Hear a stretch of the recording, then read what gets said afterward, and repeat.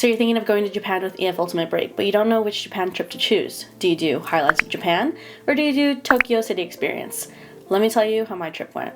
I did the EF Ultimate Break highlights of Japan, and if I'm going to be 100% honest, if you're thinking of going to Japan, if it's one of your dream destinations, if it's somewhere that you really want to experience it all, do the highlights of Japan. I know the Tokyo City Experience is shorter days, maybe you're able to go because of PTO, but Japan is far. I mean, relatively, it's far from the United States.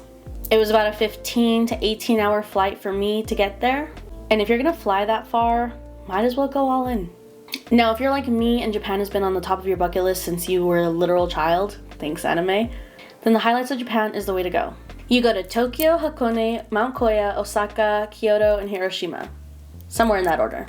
But you literally pretty much go all over the country. Now, if you do decide to do Tokyo City Experience, it's 8 days in Tokyo, and there is a lot to do in Tokyo. In the highlights of Japan, you have 3 days in Tokyo, and you cannot do everything that you want to. But a side note, if you do the Tokyo City Experience, you can also extend your trip by a couple days, or come in early a few days, and do some other stuff if you want.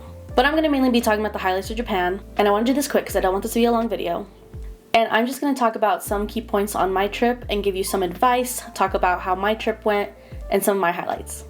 I also have over 700 highlights on my Instagram of my day-to-day Japan trip. I documented the whole thing on my stories. They're all in my highlights in my little Instagram. I'm still finishing them up. I'm trying to finish them up before I go to Kenya in less than a month.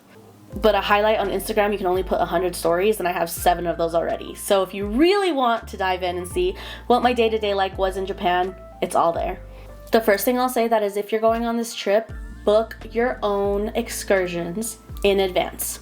There are so many things to do, especially in Tokyo, Osaka, and Kyoto. So if you have something specific in mind that you saw on TikTok, you saw online, Instagram, whatever it may be, and you want to do it, look up the website and look at how far in advance they allow bookings. Even though you don't have a detailed breakdown of your itinerary just yet, you do have the general EF itinerary and you know when your free days are going to be. And typically if you do stuff with EF, it's usually in the morning, so I always try to book things later in the afternoon or in the evening. And remember, if it's something you really want to do, just book it. There's a slight possibility you might miss something with the group, but if it's something you really want to do, just book it and you'll be fine. As long as you let your tour director know, you're good.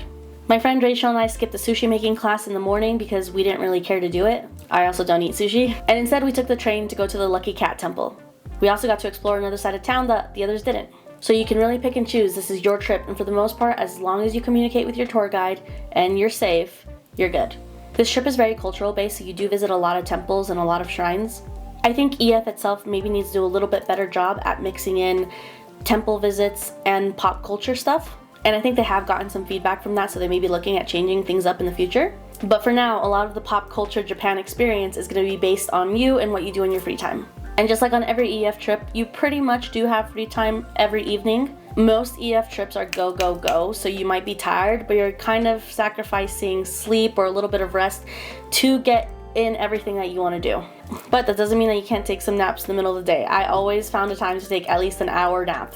Some things that I did extra on my own or with some people in my group is we went to the Pokemon Cafe. If you know me or anything about me, you know that I am obsessed with Pokemon. I've loved it since I was 3 years old. I remember vividly watching the premiere of it in the United States. It's a whole thing. You can probably see my Pikachus and stuff back there. But I knew going to Japan, the Pokemon Cafe was one of the #1 things on my list.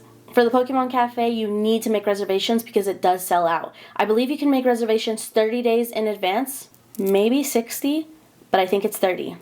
Just go to the Pokemon Cafe website, put in a reservation as soon as you can.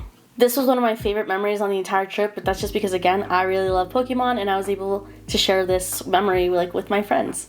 Same with visiting the Pokemon Center. I visited the Pokemon Center in Tokyo, Kyoto, and Osaka.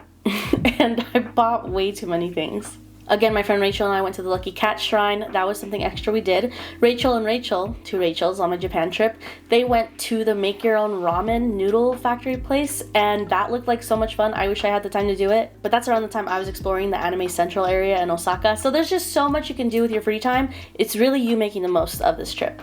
We also went to the cat cafe, so if you're into that, they have so many different kinds of themed cafe, cat, doge, pig, like a bunch of different things. So just look up what you're interested in, and again, book it in advance, or if they don't require reservations, just kind of like plan it out in your itinerary on your free day. Another thing I personally did is I really wanted to go to a vintage retro game store because I wanted to find old Game Boys, old Game Boy games, maybe buy an N64. And so in Tokyo, I went to Super Potato, and I also went to the other Super Potato in Osaka.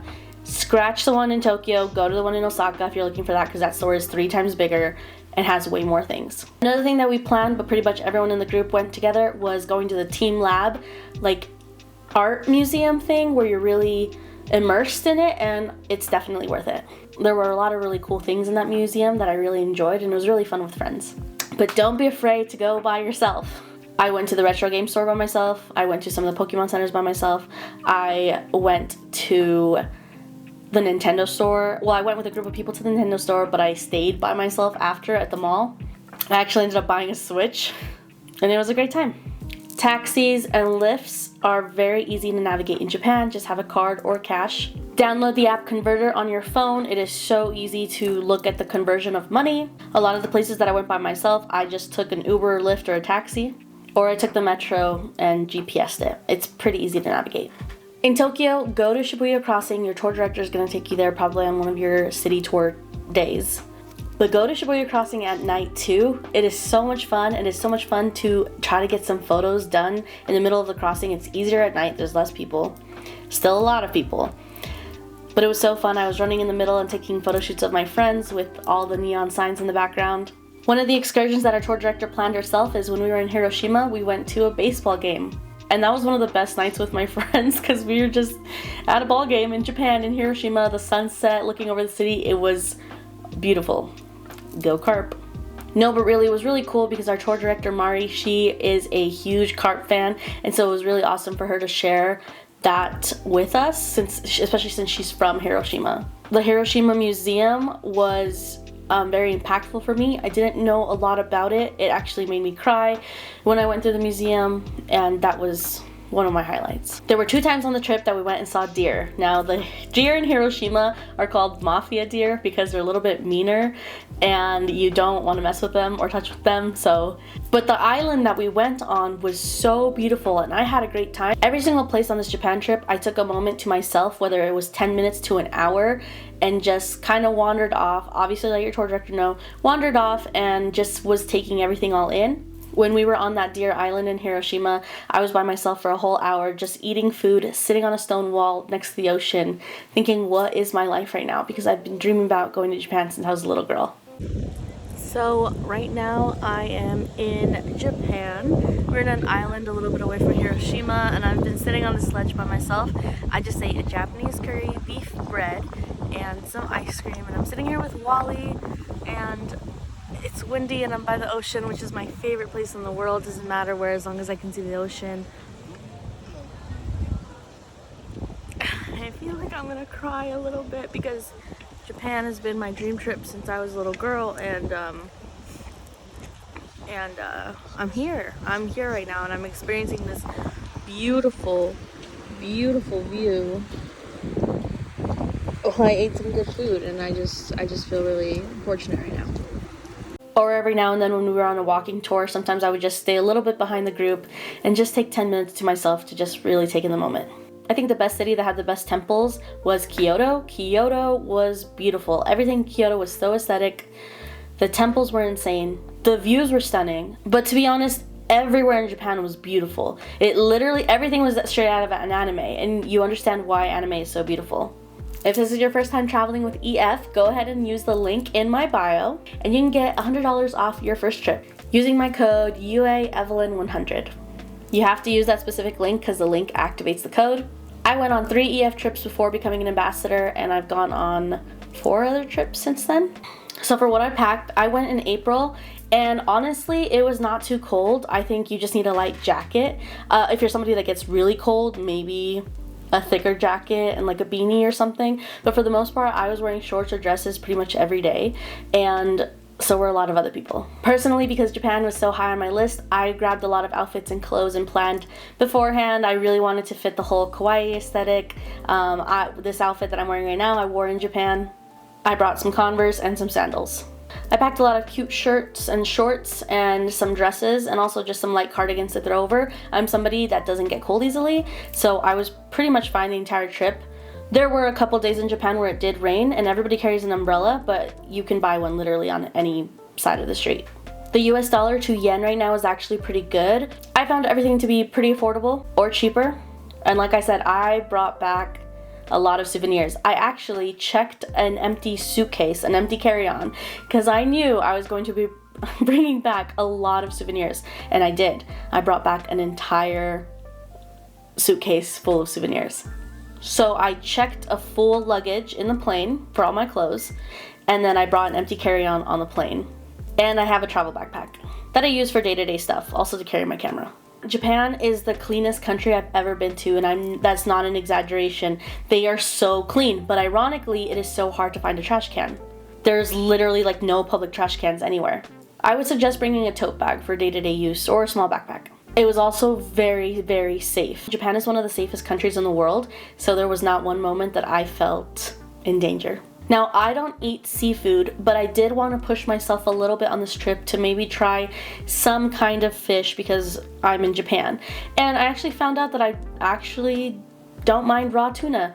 And there were some other meals that we had, like when we stayed at the monastery, where we had tofu-based meals, and they were actually a lot better than I expected. So for somebody that doesn't eat a lot of seafood, I didn't find problems with finding food on this trip. And also every night I went to 7-Eleven or a Family Mart and picked up snacks to hold me over in the night, just because I'm a big snacker person. The language barrier. I thought more people would speak English, but it wasn't hard. Like, everyone in Japan is so nice and friendly that it wasn't really hard to communicate or navigate, and they're used to tourists, so it wasn't a big language barrier. I went to South Korea after I extended my trip and went to South Korea after Japan. That was the hardest language barrier I had ever experienced at any trip. But Japan, honestly, learn hello, goodbye, how are you, thank you, you're welcome, and you're good. When you stay in Hakone, you do stay in this shared room. It's the only time on the Highlights of Japan Plus trip where you're not with your other single roommate. You're with, I think it's around 4 to 6 to a room, and when you sleep on the floor, but it's not that bad. It was actually pretty comfy. The pillows were comfy, everything was clean, and it was actually a lot of fun. It was giving major sleepover vibes, and everybody kept jumping from room to room under the balcony and stuff, and it was really cool. You have to try an okonomiyaki in Japan. I can't explain it. It's like this noodle pancake thing. It's so good. Again, just use your time. There was one night that we all went to the beach. I think when we were staying in Hakone, it was pretty close to our hotel. We walked to our beach late at the night, like 9:30 p.m. or something, and stayed till 11. All of us were just in kimonos on the beach, drinking, making TikToks, and it was a great time. So because I wanted to make this a short video, that's pretty much it. If you have any specific questions, go ahead and leave them in the comments and I will answer. My biggest piece of advice is be respectful.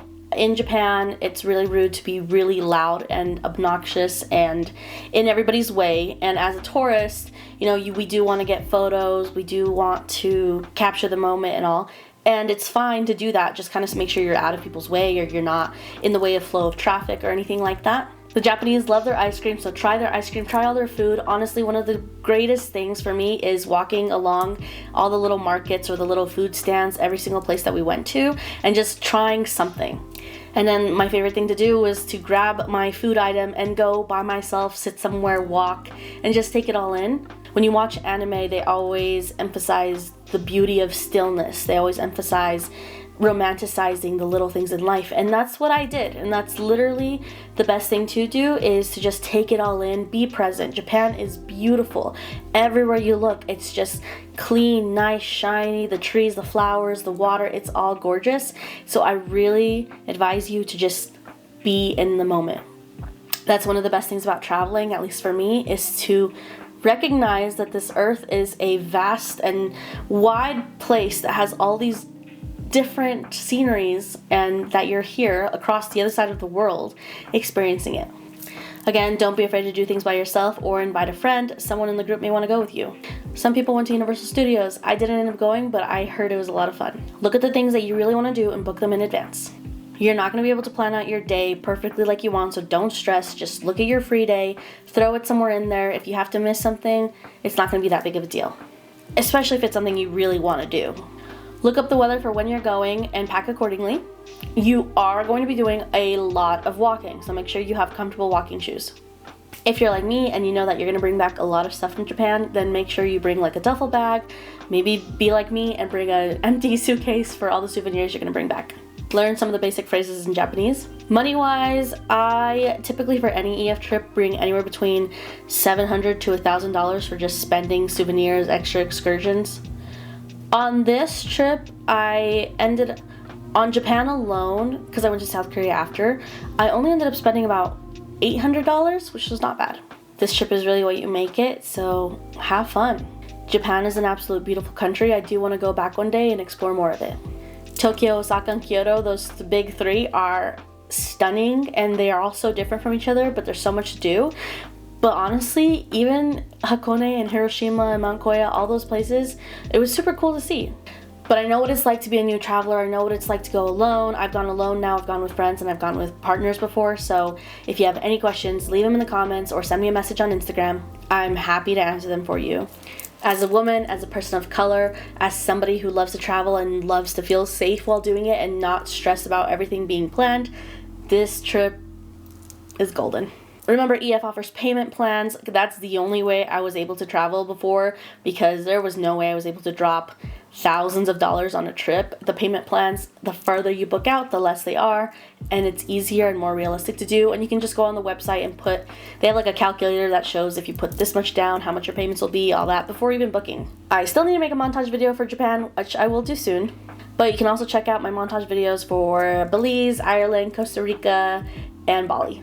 And if you have any questions on any of those other trips, Belize, Ireland, Costa Rica, Bali, Paris, London, and Amsterdam, and Japan, and Kenya here soon, leave me a question or message me. Okay, I think that's it. I hope this helped. I hope this was short and sweet, and I hope this answered some questions. Thanks for watching. Bye.